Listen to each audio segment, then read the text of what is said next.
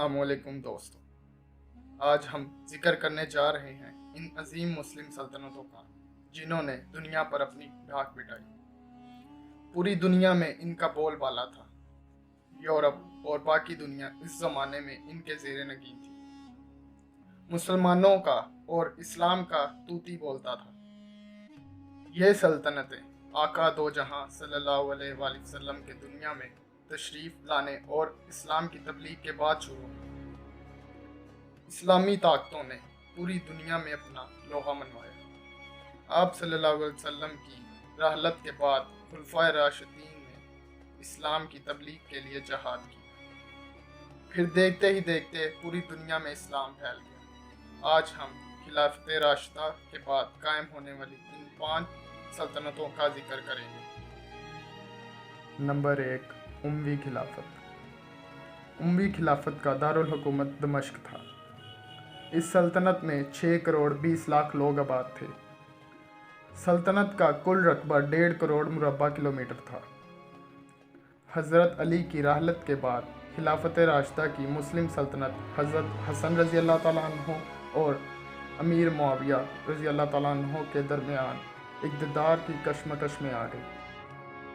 लेकिन बिला आखिर सल्तनत को खाना जंगी से बचाने के लिए हज़रत हसन रज़ी अल्लाह तआला अन्हो ने हज़रत अमीर मुआविया रज़ी अल्लाह तआला अन्हो के हक़ में खिलाफत से दस्तबरदार होकर उमवी सल्तनत का आगाज़ किया। उन्होंने तारीख़ की सबसे बड़ी अरब मुस्लिम रियासत कायम की। 712 में एक बर्बर जनरल तारक इब्न ज़ियाद ने खिलाफत के लिए स्पेन पर कब्ज़ा कर लिया। वो अगले 300 साल तक स्पेन पर हुकूमत करते रहे। इनकी खिलाफत को अब्बासियों ने गज़ब की जंग में शिकस्त के बाद ख़त्म कर दिया। नंबर 2, अब्बासी खिलाफत। अब्बासी खिलाफत का दारुल हुकूमत बगदाद था। इस सल्तनत में 5 करोड़ लोग आबाद थे। सल्तनत का कुल रकबा 1 करोड़ मुरबा किलोमीटर था। अब्बासी 4 इस्लामी खिलाफतों में तीसरे नंबर पर थे। बाज़ औक़ात अब्बासी और उमवी खिलाफत को इज्तिमाई तौर पर अरब मुस्लिम सल्तनत कहा जाता है, लेकिन वो 2 मुख्तलिफ ख़ानदान थे। अब्बासियों के दौर को साइंस, अदब, तिब और फ़लसफ़ा में तरक्की की वजह से इस्लाम का सुनहरी दौर कहा जाता है। खिलाफत को बिलाखिर इस वक्त ख़त्म कर दिया गया जब 1358 में हलाकू खान के मातहत मंगोलों ने बगदाद पर कब्ज़ा करके इसे बरतरफ कर दिया। नंबर 3, उस्मानी खिलाफत। उस्मानी खिलाफत का दारुल हुकूमत इस्तांबुल था। इस सल्तनत में 3 करोड़ 53 लाख 50 हज़ार लोग आबाद थे। सल्तनत का कुल रकबा 52 लाख मुरबा किलोमीटर था। सल्तनत उस्मानिया को बिलाशुबा अब तक की सबसे बड़ी मुस्लिम सल्तनत कहा जा सकता है, क्योंकि ये तकरीबन 700 साल तक दुनिया के चेहरे पर कायम रही। यह सल्तनत तारीख़ की सबसे बड़ी सल्तनत थी। 16वीं और 17वीं सदी में यह दुनिया की सबसे ताकतवर रियासत बन गई। 1828 से 1908 के दौरान सल्तनत को गैर मुल्की हमले और कब्ज़े के ख़िलाफ़ अपने दिफा में चैलेंजों का सामना करना पड़ा।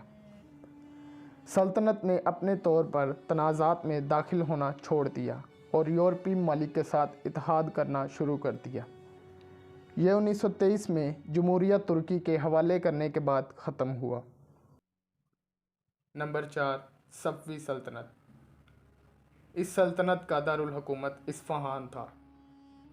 इस सल्तनत का कुल रकबा 28 लाख 50 हज़ार मुरबा किलोमीटर था। सफ़वी ख़ानदान ईरान के अहम तरीन हुक्मरान ख़ानदानों में से एक था। उन्होंने फ़ारिस पर मुसलमानों की फ़तह के बाद एक अजीम तरीन फ़ारसी सल्तनत हुकूमत कायम की। सफ़वी ख़ानदान की बुनियाद 1501 में शाह इस्माइल ने रखी थी। शिया इस्लाम इनका सरकारी मज़हब था। नंबर 5, मुग़लिया सल्तनत। मुग़लिया सल्तनत का दारुल हुकूमत दिल्ली था। इस सल्तनत में 11 से 15 करोड़ लोग आबाद थे। सल्तनत का कुल रकबा 32 लाख मुरबा किलोमीटर था। मुग़ल तैमूर के घर की औलाद थे।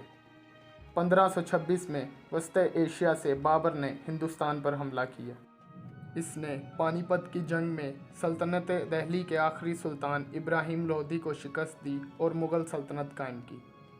सल्तनत इंतहाई खुश और अमीर थी। मुग़लों के दौरे हुकूमत में हिंदुस्तान ने बहुत ज़्यादा सकाफ़ती और इक़्तिसादी तरक्की का लुत्फ़ उठाया। शाहजहाँ के दौर में मुग़ल अपने अरूज को पहुँच गए। इसके बाद औरंगज़ेब आलमगीर के दौर में मुग़लिया सल्तनत का तूती पूरे हिंदुस्तान में बोल रहा था। इसने मरहट्टों के खिलाफ जंगें की और दक्कन का इलाका फ़तह किया। इसकी मौत के बाद सल्तनत बतदरीज ज़वाल पजीर हुई।